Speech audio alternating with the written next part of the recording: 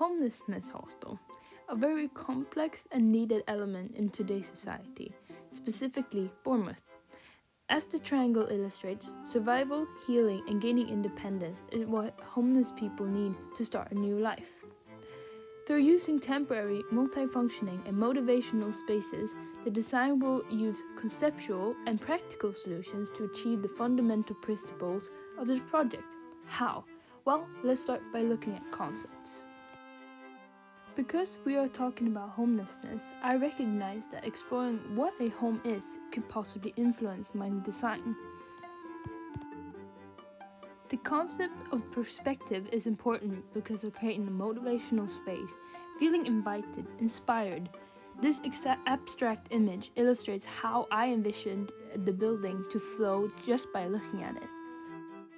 Next up are images of how the building was explored without thinking about needs or concept. It was a rough start because I didn't know how to use the tools, but eventually I cracked the code and actually helped me a lot with how I can place my facility throughout the building, but also helped me develop a deeper understanding of the building itself. So I couldn't decide between two layouts that I liked the most, so I tested placing out my zones, and after that I figured out which one would work the best. And as you can see, this is how I developed my arrangement of the building. It still needs to be more visually communicated and illustrated. There is also quite a strong difference of use throughout the day of the building, so here I'm just displaying that.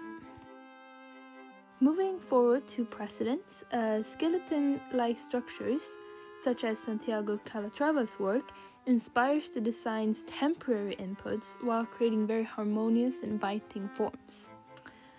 Because of the design being temporary, there will be pod-like structures, which the two other precedents show. Finally, this is a visual to sort of conclude this phase of this work, and this is sort of the direction I'm heading. So thank you and goodbye.